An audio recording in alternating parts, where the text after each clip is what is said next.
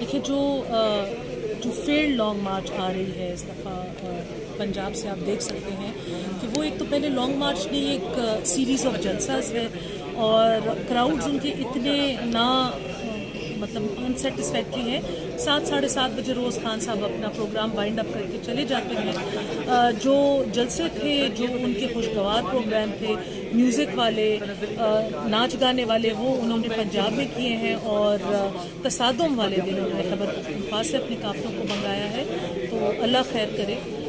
میں امید کرتی ہوں کہ ان کی اس دفعہ جھانسے میں عوام نہیں آئے گی، اور جو ان کی اصلیت دن بدن لوگوں پہ عیاں ہوتی جا رہی ہے، تو لوگ اپنے آپ کو ان کے جو عزائم ہیں ان سے دوری رکھیں.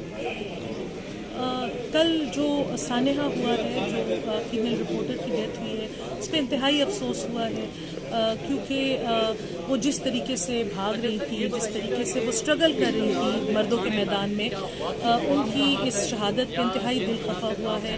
دعائیں ہیں کہ ان کو اور ان کی فیملی کو اس کا اجر ملے اور ان کو اللہ صبر عطا. صدارت کی کرسی پہ لات مارتا ہوں، جس کے لیے مجھے آپ کو احمد خان یہ بتائیے کہ ابھی آپ نے ذکر کیا کہ خیبر پختونخوا میں جو دہشت گردی اور بدامنی کا ابھی جو طالب، دیکھیں اس جگہ کا جو پہلا وہ آیا تھا، تو اس میں ہم نے یہ بولا تھا کہ بالکل ہم امن کی خاطر سب کچھ کرنے کو تیار ہیں.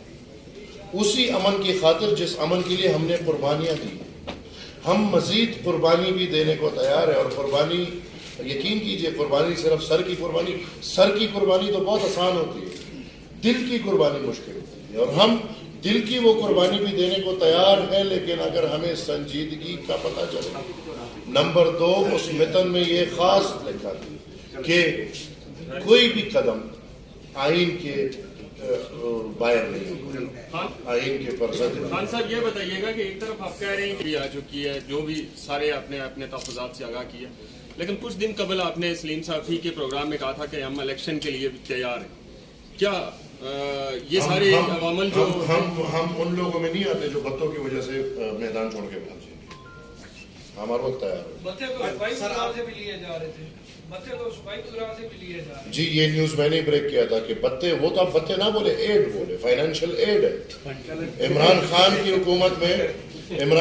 حکومت میں یہ میں سیریس بات کرتا ہوں، آپ کو اس بات پہ ذرا سوچیں.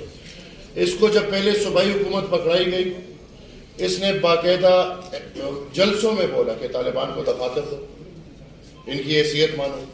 اس نے باقاعدہ ان کے اداروں کو حکومتی فنڈ کے نام پہ چندے دیے ہیں. 30 کروڑ روپے باقاعدہ ایک مدرسے کو دیا گیا ہے. پھر جب وفاقی حکومت میں آئے، اس نے پورے راستے ان کے لیے صاف کیے، پورے راستے. تو میرے خیال میں نے جیسے پہلی بولا، دس از اے جوائنٹ وینچر جس کو ایک ہی نام دینا چاہیے، TTPTI. بات کر دی کہ یہ جو ہمارا مسئلہ ہے یہ حکومتوں سے بالا ہے. تو جو سمجھدار ہیں وہ سمجھ گئے. آپ انشاءاللہ بعد میں دیکھیں، پھر آپ کو سمجھ